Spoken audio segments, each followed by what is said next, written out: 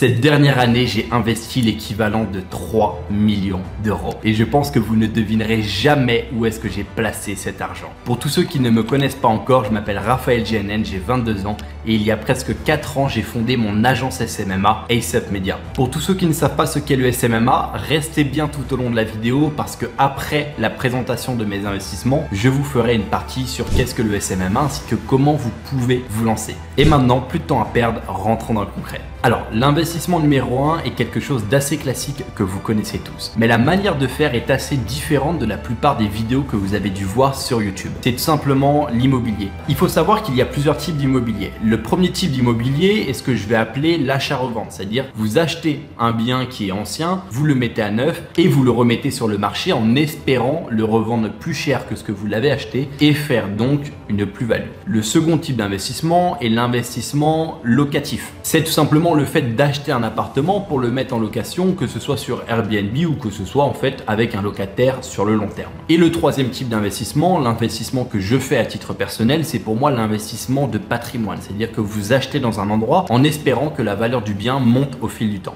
Alors la question que vous attendez tous, c'est qu'est-ce que j'ai acheté au cours de l'année 2022? J'ai acheté 3 biens immobiliers dans 2 villes différentes. Donc la première ville, c'est Dubaï où j'ai ici 2 appartements. Donc l'appartement actuel dans lequel je tourne et je vis. Et pour le deuxième, il est tout simplement en construction. Il se situe au 66e étage d'une nouvelle tour qui est en train d'être construite dans le centre-ville de Dubaï. Ça va être un appartement penthouse avec des finitions juste exceptionnelles qui va être littéralement incroyable et qui sera prêt et sorti de terre dans 2 ans. Alors là, vous vous dites, ok, mais pourquoi acheter un appartement qui n'est pas encore construit? Autant en acheter un qui est déjà fini. Oui, mais là, vous payez 30% moins cher. Du coup, vous pouvez certes pas le louer en fait pendant 2 ans. Mais par contre, d'un point de vue patrimoine et capital appreciation, vous êtes largement gagnant parce que lors de la finition de l'appartement, lorsqu'ils vont le livrer, il aura pris facile déjà 30% étant donné que tu l'as payé moins cher et que maintenant il est fini, prêt à être livré. Et mon troisième appartement est tout simplement dans la ville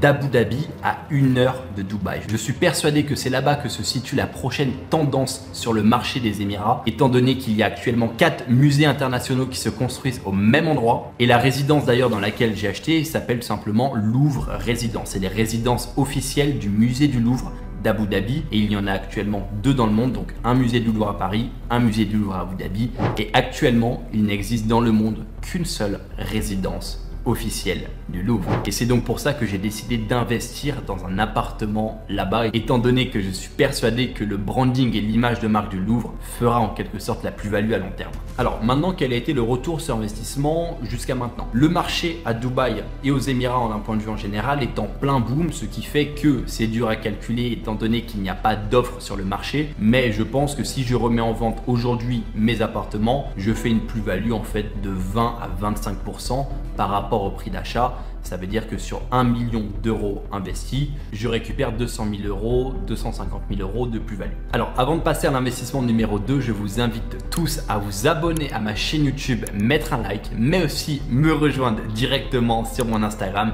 Je fais pas mal de stories, vous allez pouvoir découvrir ce qu'est le SMA ou autre. Donc let's go, faites ça maintenant et on passe à l'investissement numéro 2. Alors qu'est-ce que c'est? C'est assez simple. C'est quelque chose pour moi qui est vachement long terme, qui va faire en sorte que sur 5, 6, 7 ans, vous n'allez pas forcément être rentable, mais je considère ça en quelque sorte comme mon assurance vie et un pari sur l'avenir. C'est tout simplement la bourse. Mais comme vous le savez tous, la bourse, c'est vague. Vous pouvez soit investir du coup sur des économies, donc vous pouvez investir sur l'économie française, vous pouvez investir sur l'économie américaine ou sur d'autres économies en fait mondiales, ou vous pouvez investir dans des entreprises. J'ai choisi l'investissement sur des économies. Pourquoi? Parce que je trouve ça en fait beaucoup plus facile à prédire des économies que de prédire en fait le sort d'entreprise. Le sort d'entreprise peut dépendre, je sais pas si demain le CEO change, en fait l'entreprise se casse la gueule, ou si demain, je sais pas, il y a un incident ou une nouvelle réglementation, l'entreprise se pète la gueule et la valeur de vos actions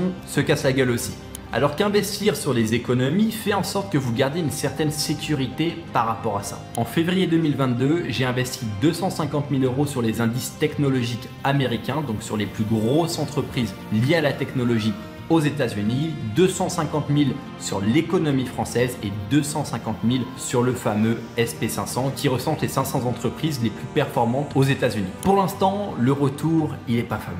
Le contexte économique actuel avec la guerre en Ukraine et tout ce qui se passe dans le monde fait que la bourse est en chute libre, mais je m'y étais préparé, même si ça fait mal, et je suis persuadé que par contre en 2024-2025, on risque d'avoir de très belles surprises sur le marché. Étant donné que ces 3 dernières années ont été littéralement incroyables sur les marchés financiers, tout a littéralement explosé, on devait s'attendre forcément à une baisse au cours de l'année 2022. Alors, ce type d'investissement, je vais l'appeler l'investissement kamikaze. Moi, j'ai une tolérance au risque aujourd'hui qui me permet de faire ce genre de choses, mais ce n'est pas ce que je vous recommande. J'ai un business qui tourne à plus de 300 000 € tous les mois. Je suis en train de développer de nouvelles choses à côté. Plus, j'ai tous mes investissements que je vais appeler safe qui me permettent de, si jamais j'ai besoin d'argent ou autre, de retirer sans problème. Je dois vous avouer par contre que c'est quelque chose qui me fait kiffer. Je sais pas pourquoi, mais l'adrénaline. L'adrénaline de se dire que vous pouvez littéralement soit tout perdre ou soit par contre gagner des sommes juste astronomiques, mais qui sont littéralement impossibles de gagner avec l'immobilier ou la bourse par exemple. Je pense que vous en doutiez, mais c'est lié au monde de la crypto-monnaie. Donc cet investissement est divisé en 2 parties. Ça va être NFT et crypto-monnaie. Donc 70% crypto-monnaie et 30% NFT. Donc en NFT, c'est très simple. J'ai acheté 2 Clonix. Donc vous pouvez voir directement sur mon OpenSea, qui aujourd'hui ne valent pas grand chose, mais que j'ai acheté l'équivalent de 60 000 € chacun. Donc pour 2 images qui valent aujourd'hui plus grand chose. Pourquoi est-ce que j'ai fait ça? Tout simplement parce que la maison mère derrière est pour moi assez qualitative et au prochain boom des NFT ou de la crypto-monnaie d'un point de vue général, je suis persuadé que ces 2 petits Clonix peuvent atteindre des records d'un point de vue prix. Et d'un point de vue crypto-monnaie, j'ai pris 800 000 €, j'ai tout simplement divisé en 10 et j'ai investi dans pas mal d'altcoins différents, mais aussi des coins qui sont un petit peu moins sérieux, tels que le Apecoin. Et donc, combien je suis de plus-value avec ça? Je pense que j'ai perdu l'équivalent de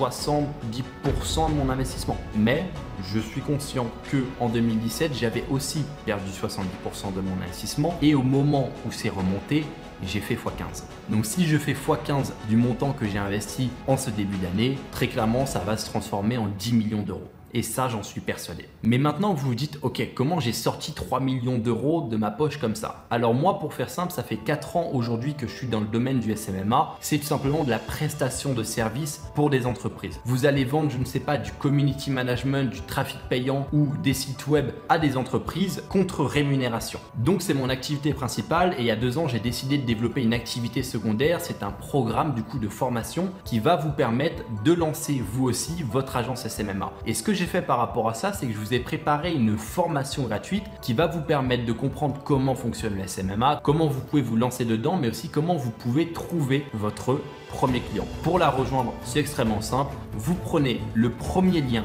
dans la description, vous cliquez dessus et on se retrouve directement de l'autre côté. Par contre, la seule chose que je veux, c'est si vous cliquez sur le lien, vous regardez entièrement.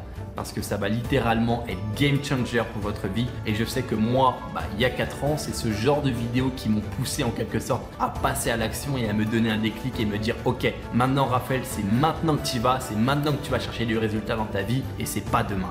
Donc on se retrouve de l'autre côté.